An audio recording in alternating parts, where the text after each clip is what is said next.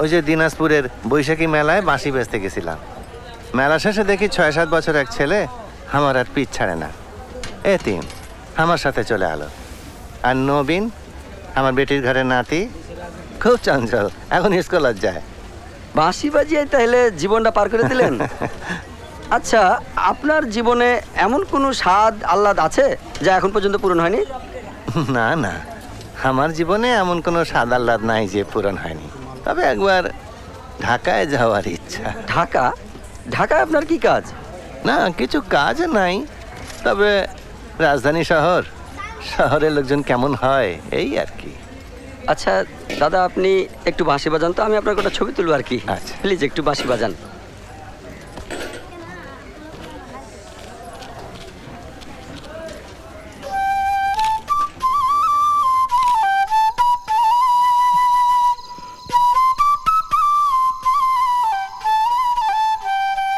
সোলেমান ব্যাপারীর আড়ো তো এক সাংবাদিকের সাথে দেখা হয়েছিল।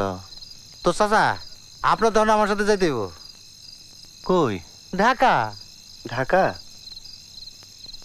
আমাকে সাহেব পাঠাইছে আপনার নিতে। আপনার সাহেব কে? আমার সাহেব অনেক বড় মানুষ, মেলা টাকার মালিক। দেশের মন্ত্রী মিনিস্টাররা তারে খুব সম্মান করে। সাহেব আমার বাঁশি খুব পছন্দ করে, আপনার বাঁশি শুনতে চায়।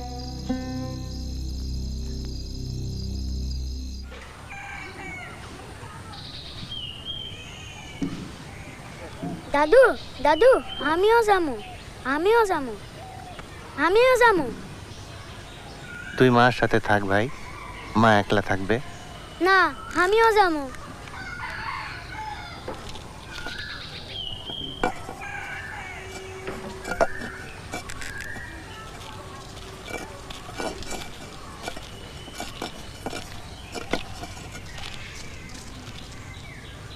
চেনা নেই জানা নেই একটা আলগা মানুষ এসে করলো, তার সাথে চলে যাচ্ছেন।